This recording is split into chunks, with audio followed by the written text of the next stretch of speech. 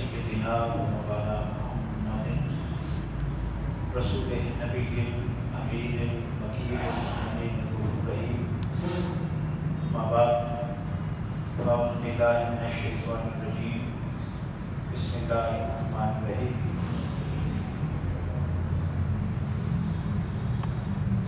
بلغ العلا بکمالہ کشف الدجی بجمالہ حسنت جلیل خصالہ صلوا علیہ وآلہ الصلاۃ والسلام علیک یا سیدی یا رسول اللہ وعلی آلک وصحبک یا حبیب اللہ۔ حمد و ثنا کے بعد رب العزت کا شکر بجا لاتے ہیں جس نے ہمیں اپنی یاد سے وابستہ رکھا۔ سورہ انفال کا ہم نے آغاز کیا تھا گزشتہ جمعہ مبارک سے۔ آج اس کی دوسری آیت جس کے پہلے حصے کا مضمون مکمل ہو گیا، اب دوسرے حصے کا ذکر کر کے پھر بات کو آگے لے کر چلتے ہیں۔ ارشاد باری تعالیٰ ہے انما المؤمنون الذین اذا ذکر اللہ وجلت قلوبہم۔ ایمان والوں، ایمان والے صرف وہ لوگ ہیں کہ جب ان کے سامنے اللہ کا ذکر کیا جائے وجلت قلوبہم، ان کے دلوں میں اللہ کا خوف پیدا ہو جاتا ہے۔ دوسرا معنی یہ ہے کہ وہ خوش ہو جاتے ہیں، ذکر سن کر وجلت جھوم جاتے ہیں، خوش ہو جاتے ہیں۔ اس پر بات ہو چکی۔ آگے فرمایا وَإِذَا تُلِيَتْ عَلَيْهِمْ آيَاتُهُ، اور جب ان کے سامنے آیات تلاوت کی جاتی ہیں زَادَتْهُمْ ایمانا، تو ان کا ایمان بڑھ جاتا ہے۔ یعنی جب قرآن وہ سنتے ہیں تو ان کا ایمان بڑھ جاتا ہے، ان کے ایمان میں اضافہ ہو جاتا ہے۔ اور اب لامحالہ طور پر یہ بات طے شدہ ہے کہ جب قرآن سنیں گے اللہ جل مجدہ کی قدرت کا اندازہ ہوگا، اس کی نعمتوں کا اندازہ ہوگا، اور اللہ کی طرف رغبت بڑھے گی، دھیان زیادہ ہوگا، خوف پیدا ہوگا اور اس کی محبت پیدا ہوگی۔ یہ اسی صورت میں ممکن ہے کہ اگر ہم اس کو سمجھ پائیں۔ قرآن پڑھا جائے، ہم سنتے چلے جائیں، پورا قرآن بھی سن لیں اور ہمیں کسی ایک لفظ کی بھی سمجھ نہ آئے، تو سوال یہ ہے کہ پھر اس میں ایمان کا اضافہ کیسے ہوگا؟ ایمان کا اضافہ قرآن کا جب قرآن پڑھا جائے، اللہ نے کہا لوگوں کے سامنے، تو ان کا ایمان بڑھ جاتا ہے۔ بڑھے گا تبھی جب سمجھیں گے، اور سمجھے بغیر ایک بار نہیں 100 بار بھی قرآن سن لیں اور پڑھ لیں، ایمان نے کیا بڑھنا ہے جب پتہ ہی نہیں کہ ہے کیا اس میں۔ آواز تھوڑا یہ پرابلم جس کی ہم عادی ہو چکے ہیں، اس کے خلاف ہم کرنے کو تیار ہیں۔ ہمارا ایک مائنڈ سیٹ ہو چکا ہے کہ بس قرآن پڑھنا ہے، سمجھ آئے یا نہ آئے، اس مائنڈ سیٹ کے ساتھ ہم پڑھتے چلے جا رہے ہیں۔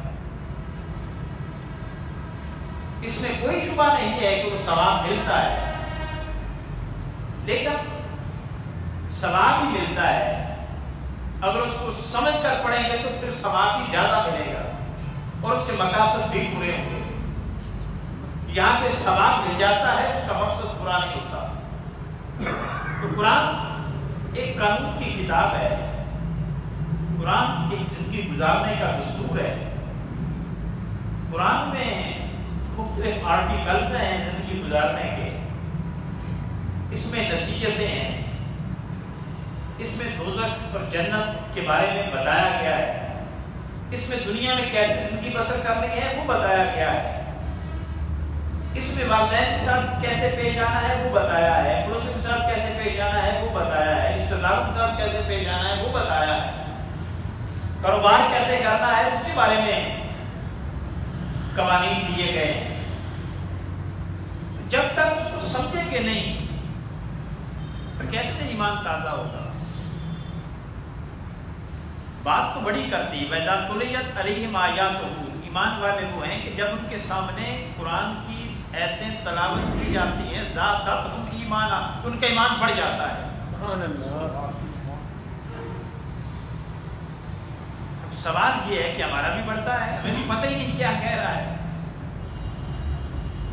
ایک بھیڑ چال ہے، اس مائنڈ سیٹ کے تحت ہم چل رہے ہیں اور سمجھ رہے ہیں کہ ہم دین پر عمل کر رہے ہیں، جو پیچھے ہمارے باپ دادا نے بڑوں نے کیا ہم وہ کر رہے ہیں تو مطمئن ہے اس پر کہ یہ ٹھیک ہو رہا ہے،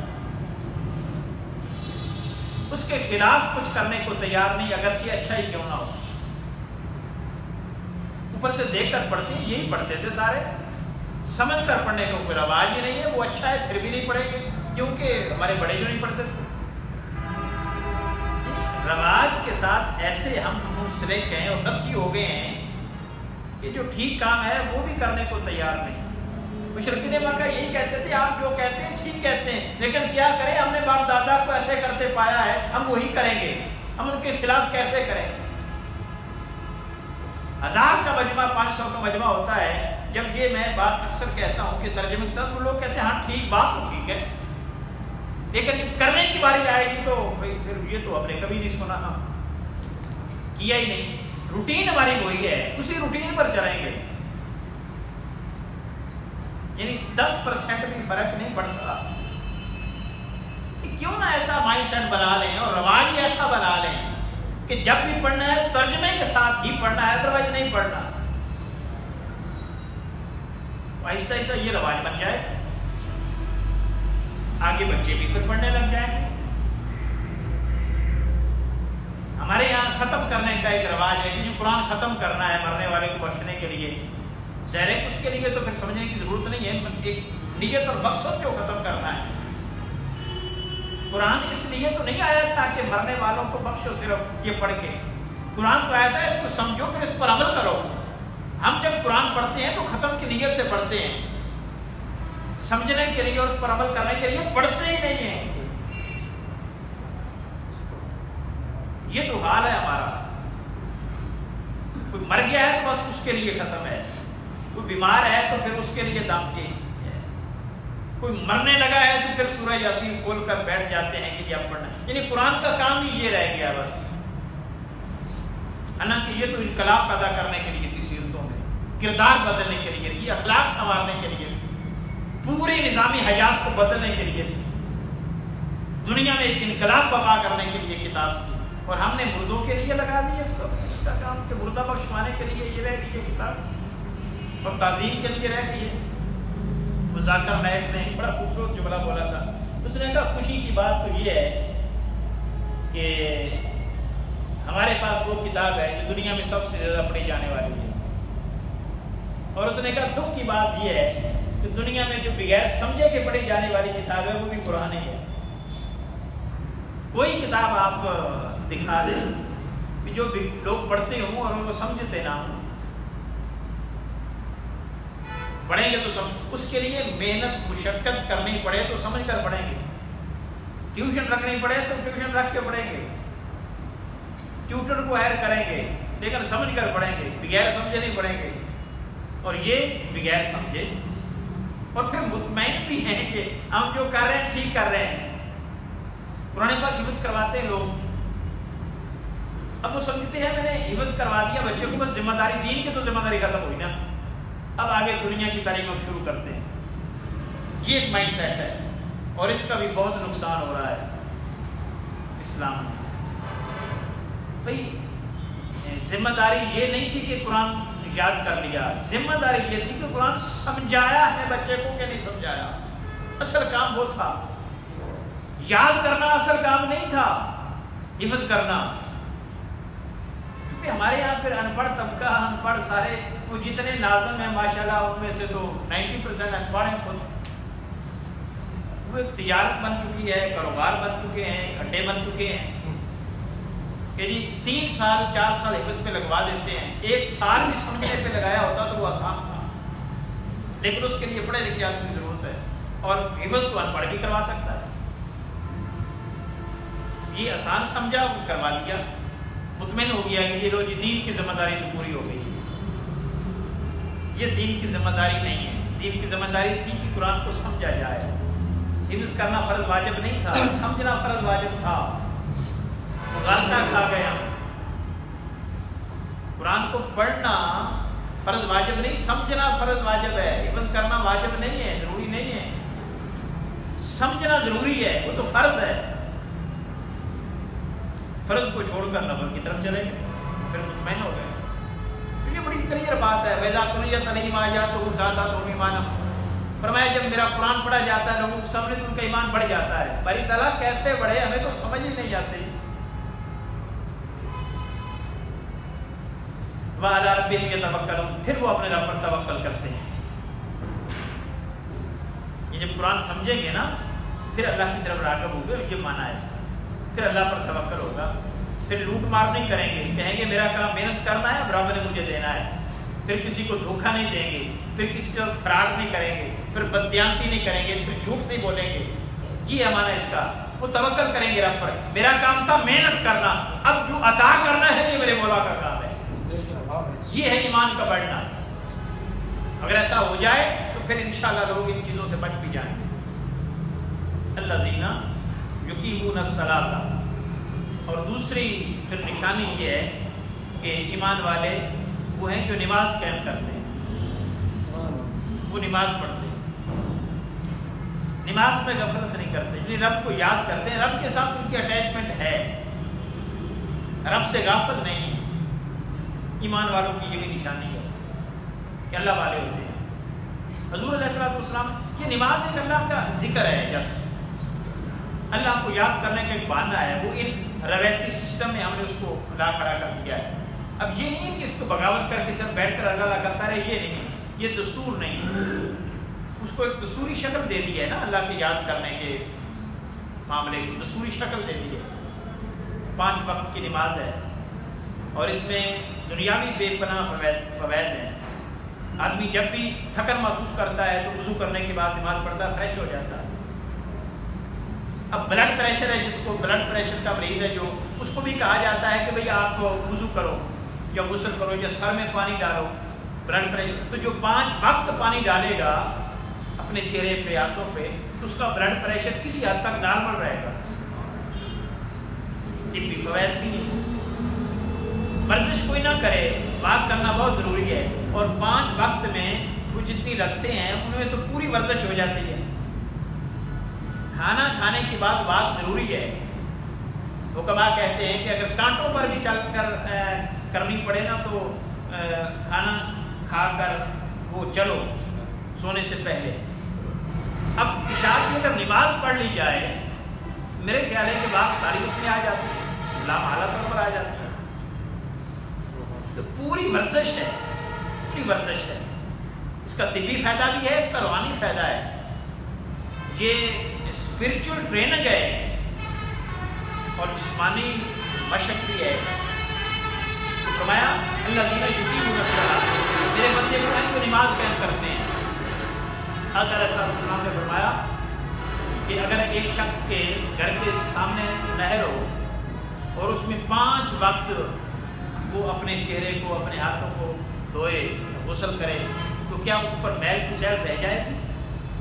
5 وقت دن میں غسل کرے تو میل کچیل رہ جائے گی؟ صحابہ نے کہا نہیں یا رسول اللہ۔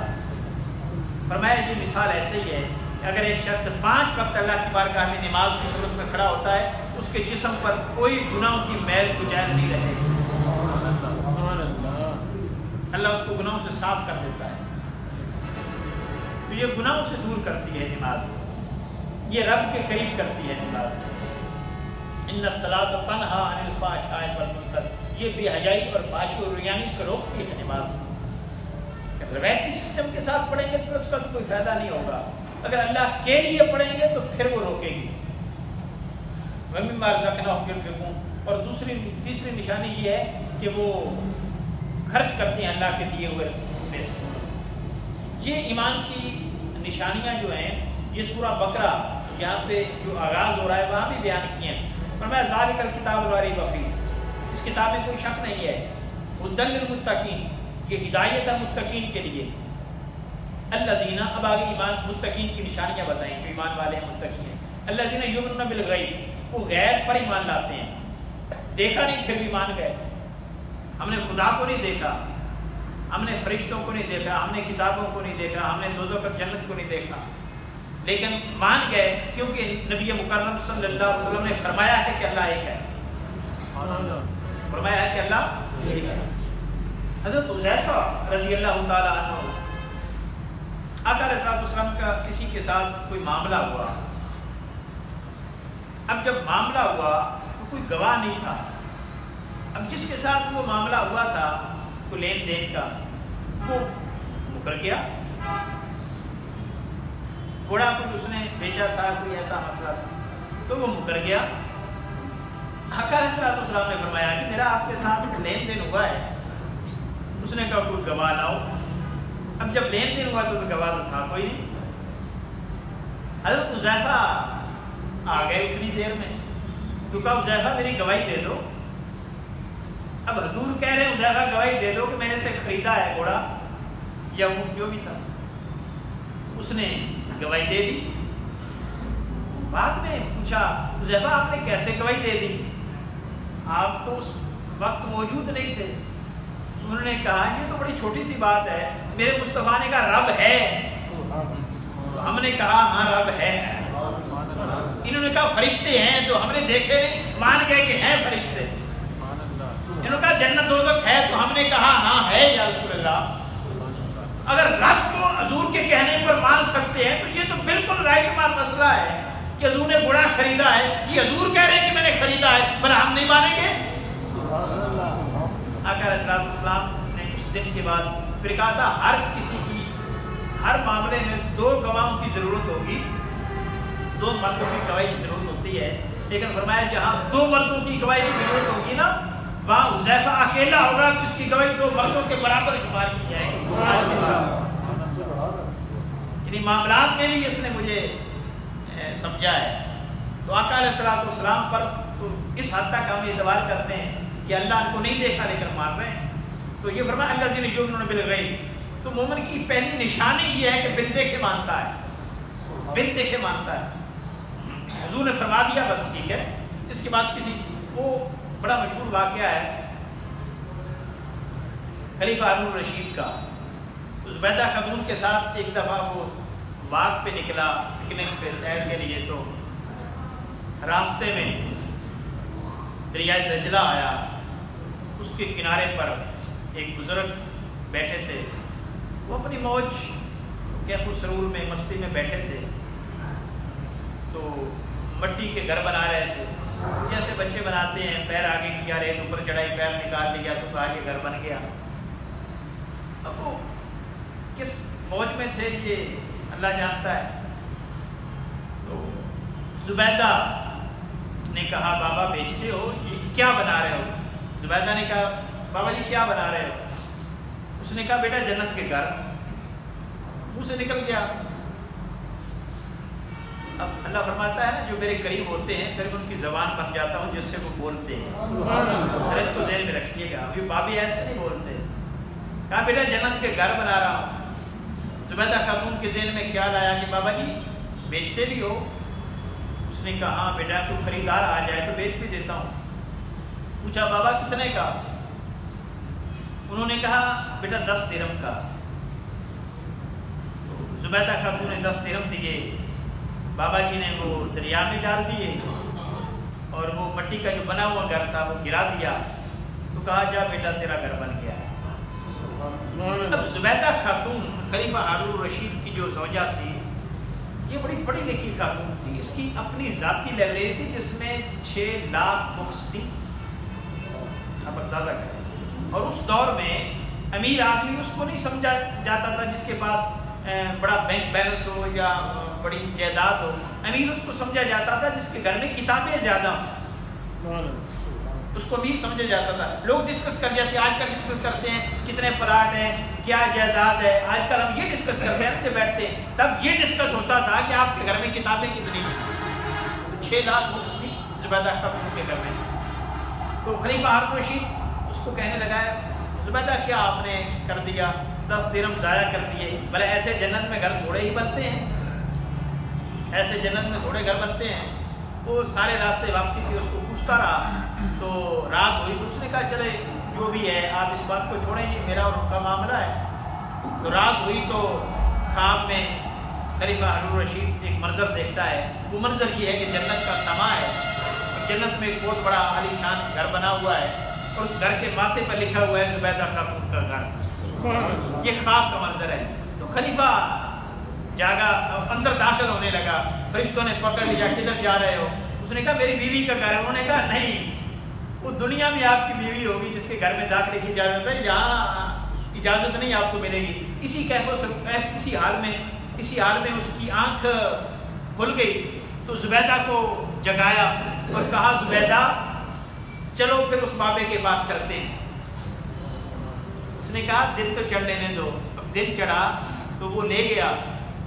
اب بابا جی پھر اسی کیف و سرور میں مستی میں گھر بنا رہے تھے. آج خلیفہ پوچھتا ہے بابا کیا بنا رہے ہو؟ اس نے کہا بیٹا جنت کے گھر. کل زبیدہ نے پوچھا تھا, اب خلیفہ خود پوچھ رہا ہے. اس نے کہا بابا جی بیچتے بھی ہو؟ ہاں بیٹا بیچ دیتا ہوں, کوئی خریدار آ جائے تو. کتنے کا؟ بابا جی نے کہا 10,000 دینار کا. اب درہم چاندی کا ہوتا ہے, دینار جو پہلے کرنسی تھی وہ سونے کی ہوتی تھی. کہا بابا جی اتنی مہنگائی, لگتا ہے آپ نے ہمیں پہچانا نہیں. کل تو 10 درہم کا دیا تھا, 10 درہم سے 10,000 دینار تک بات آ گئی. اب بابا جی مسکرائے, فرمایا بیٹا کل والوں نے سودا بن دے کے کیا تھا, آج والے سودا دیکھ کے کر رہے ہیں. آج والے سودا دیکھ کے کر رہے ہیں. تو یہ بابا بہلول دانا تھے. دانا لقب پڑ گیا کہ دانا, بڑا عقل مند. عقل مند ہوتا ہی وہ ہے کہ جو رب کو پہچان لے. جو رب سے جڑ جائے دانا حقیقت میں وہی ہوتا ہے. تو یہ بظاہر مجذوب تھے, لیکن ان کے پاس حضرت امام اعظم ابو حنیفہ علیہ الرحمہ چل کر آیا کرتے تھے. ان کی صحبت میں بیٹھا کرتے تھے, ان کی مجلس میں بیٹھا کرتے تھے, اور ان سے اللہ اور اس کے رسول کی باتیں سنا کرتے تھے. شاگردوں نے ایک دن اعتراض کر دیا. انہوں نے کہا حضور آپ اتنے بڑے محدث, اتنے بڑے عالم, اتنے بڑے فقیہ, اتنے بڑے امام, اس مجذوب بابے کے پاس کیا لینے جاتے ہیں؟ لوگ آپ کے پاس چل کر آتے ہیں اور ایک مجذوب بابے کے پاس جاتے ہیں. حضرت امام اعظم فرمانے لگے خدا کی قسم تمہیں نہیں معلوم وہ بابا کیسا ہے. یہ ساری دنیا میرے پاس شریعت کا علم لینے آتی ہے, اور میں بابے کے پاس شریعت والے کا علم لینے جاتا ہوں. شریعت میں زیادہ جانتا ہوں, شریعت والے کو وہ زیادہ جانتا ہے. فرق تو ہوتا ہے. تو بن دیکھے فرمایا الذین یؤمنون بالغیب, ایمان والوں کی نشانی یہ ہے کہ وہ بن دیکھے مانتے ہیں. وَيُقِيمُونَ الصَّلَاةَ, اور دوسری نشانی یہ ہے کہ وہ نماز پڑھتے ہیں.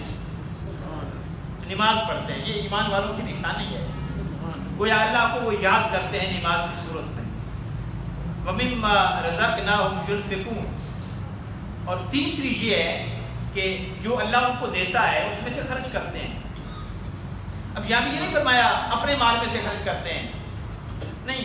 وَمِمَّا رَزَقْنَاهُمْ, جو کچھ انہیں عطا ہوتا ہے اس میں سے خرچ کرتے ہیں. یہ بات توجہ طلب ہے. جو کچھ ان کو عطا ہوتا ہے اس میں سے خرچ کرتے ہیں.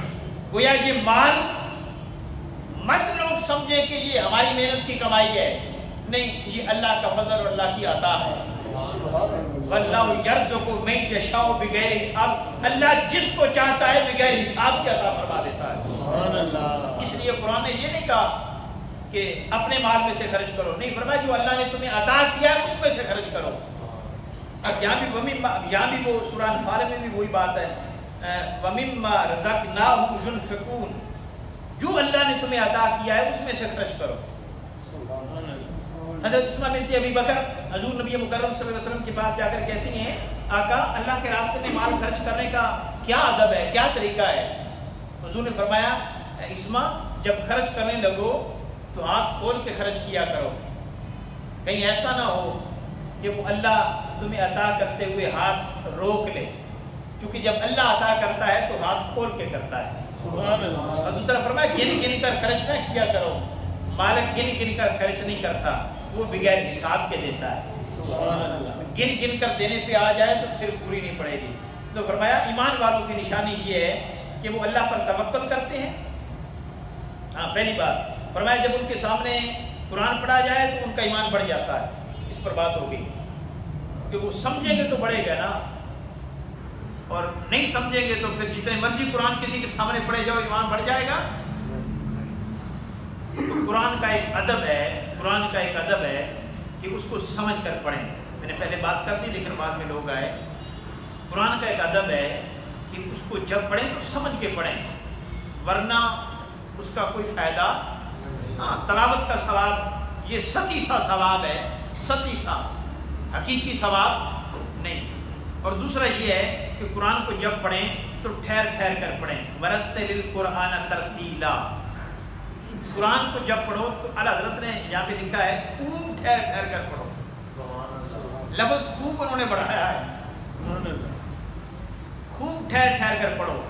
یہ قرآن کہہ رہا ہے اب رمضان آ رہا ہے، ہم نے مسجد میں خدا کے گھر میں خدا کا کلام پڑھنا ہے، خوب ٹھہر ٹھہر کر ہی پڑھنا ہے ہم نے۔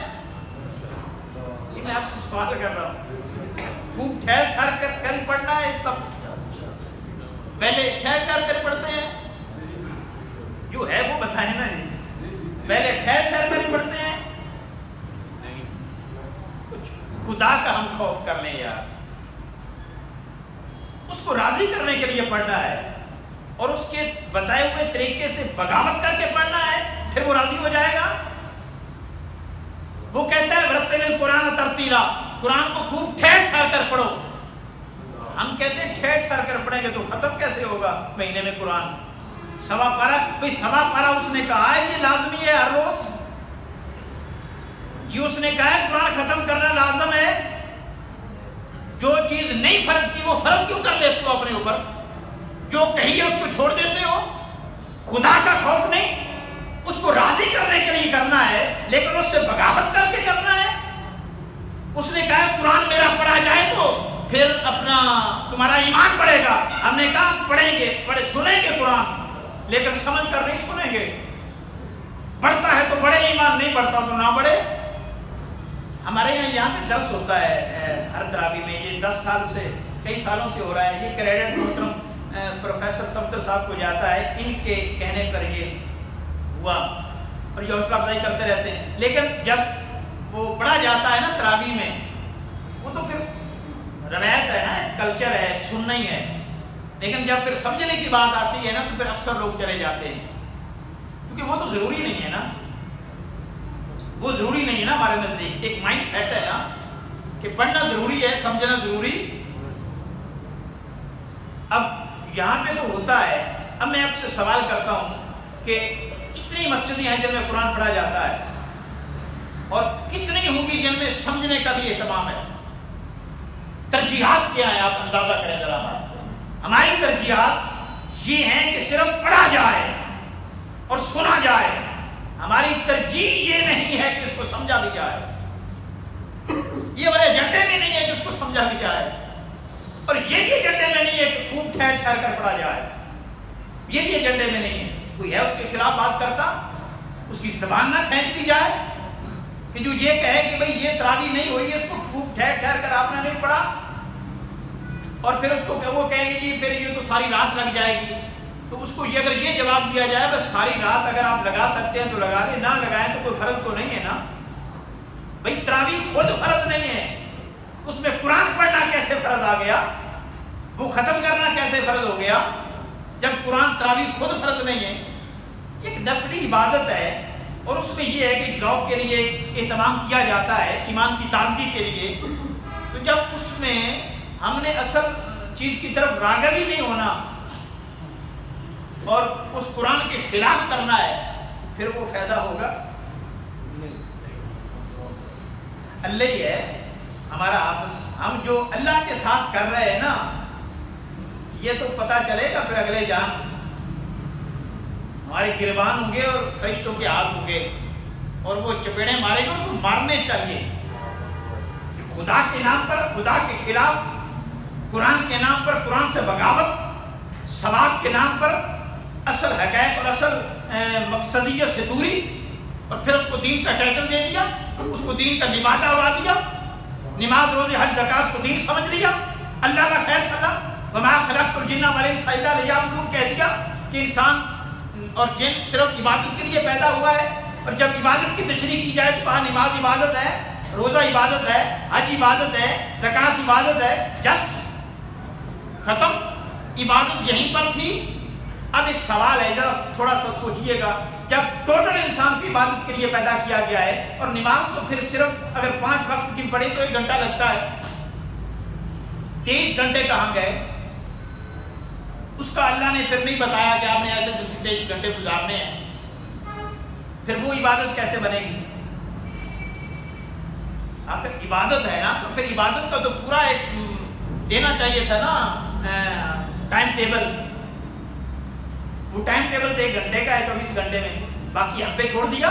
ہم اتنے اچھے ہیں کہ ہم عبادت کر لیں گے، باقی نہیں. اللہ جل مجدہ نے جو ایک اصول دیا ہے نا، وہ یہاں پہ عبادت کا جو تصور ہے نا، وہ اطاعت کا، کیا اطاعت کا ہے، عبادت کا نہیں ہے. صرف اس کا مفہوم جو ہے نا وہ اطاعت کا ہے، ماننے کا ہے، ماننے کا ہے. تو فرمایا ہم نے اللہ کی اطاعت کے لیے پیدا کیا انسانوں کو، اصل یہ تھا مقصد. اب وہ اطاعت مسجد میں بھی خدا کی ماننی ہے، اور جب مسجد سے نکل کر بازار میں جانا ہے پھر بھی خدا کی ہی ماننی ہے. آپ نے دکان میں بیٹھنا ہے تو خدا کی ماننی ہے، یہ عبادت ہو رہی ہے. اور جب تک خدا کی مان کے 10 گھنٹے 12 گھنٹے دکان میں بیٹھو گے، خدا کی عزت کی قسم تم خدا کی عبادت میں مشغول ہو، عبادت کر رہے ہو.